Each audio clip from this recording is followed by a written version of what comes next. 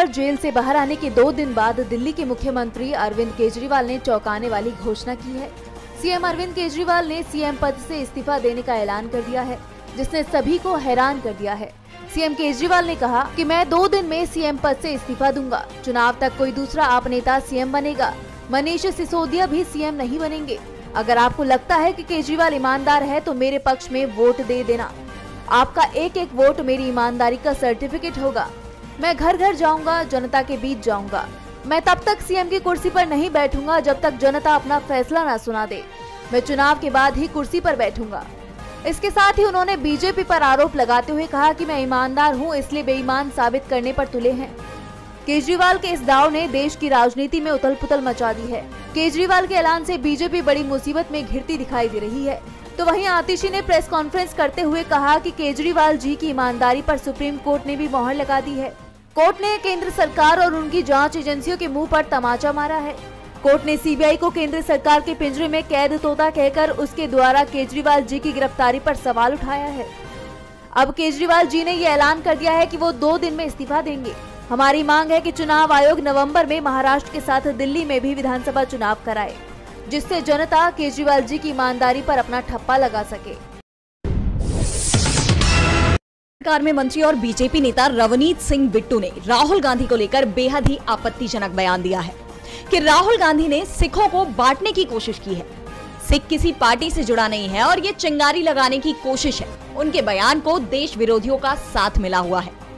इसके आगे बिट्टू ने कहा, वही वो पहले देते थे, अब उन्होंने सेपरेट ग्रुप है, सबसे जो माहिर हैं बम बंदूक गोला बारूद बनाने वालों ने, उन्होंने राहुल गांधी की जो बात है उसे सराहा है और उनकी बात राहुल गांधी ने कही है। आप ये देख लीजिए, जो देश के दुश्मन जो बारूद गोली हर टाइम मारने की कोशिश करते हैं, उड़ाने की कोशिश करते हैं, जहाजों को, ट्रेन को, रोड को, जब वो लोग राहुल गांधी की सपोर्ट में आ गए, आप अंदाजा लगा लीजिए, राहुल गांधी खुद देश के नंबर 1 टेररिस्ट, अगर किसी को मेरे ख्याल से किस पे इनाम होना चाहिए पकड़ने के लिए, या देश का सबसे बड़ा दुश्मन जो जिसको लाना चाहिए एजेंसीज को, वो आज राहुल गांधी।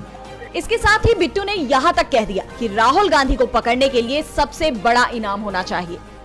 ऐसे में सवाल ये उठता है कि राहुल गांधी पर अगर मोदी सरकार इनाम घोषित करना चाहती है तो उन्हें रोका किसने है? राहुल गांधी ना तो कहीं छिप रहे हैं और ना ही भाग रहे हैं। बीजेपी नेता अब राहुल के सवालों का जवाब नहीं दे पा रहे हैं और ऐसे में अब उनकी बौखलाहट उनके बयानों से सामने आ रही है। इससे पहले बीजेपी नेता तरविंदर सिंह मारवाह ने तो राहुल गांधी को सीधे सीधे धमकी दे दी थी।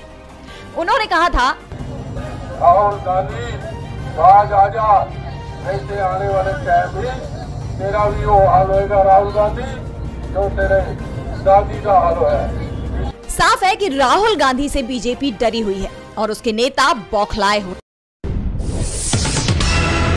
नितिन गडकरी को पीएम बनने का प्रस्ताव मिला है।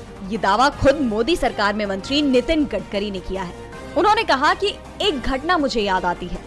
एक नेता थे, मैं उनका नाम नहीं बताऊंगा। उन्होंने मुझसे कहा कि अगर आप प्रधानमंत्री बनते हैं तो हम आपका समर्थन करेंगे। गडकरी ने नेता का प्रस्ताव तो बता दिया लेकिन नाम नहीं बताया। ऐसे में उनके इस बयान के कई मायने निकाले जा रहे हैं। सवाल उठ रहे हैं कि क्या गडकरी के मन में पीएम बनने की इच्छा दिखाई दे रही है? शिवसेना यूबीटी सांसद प्रियंका चतुर्वेदी ने तो यहाँ तक कह दिया कि नितिन गडकरी जी दिल्ली की कुर्सी पर बैठने की अपनी हार्दिक इच्छा व्यक्त कर रहे हैं। विपक्षी दलों के बहाने वो मोदी जी को संदेश दे रहे हैं। तो वहीं पार्टी सांसद संजय राउत ने कहा कि नितिन गडकरी बीजेपी के सबसे सर्वमान्य नेता हैं और मुझे नहीं लगता कि किसी ने उनसे प्रधानमंत्री पद के लिए पैरवी करने को कहा होगा। जिस तरह से इस देश में तानाशाही चल रही है और जिस तरह से 10 साल पहले आपातकाल की शुरुआत हुई थी, उन्हें अगर ये सलाह किसी ने दी है, विपक्ष के किसी नेता ने दी है, तो मुझे इसमें कुछ भी गलत नहीं लगता। गडकरी के इस बयान को लेकर चर्चाएं तो ये भी चल रही हैं कि वो बीजेपी से नाराज है और ऐसे में कोई बड़ा कदम भी उठा सकते हैं जो बीजेपी की मुश्किलें बढ़ा सकते हैं।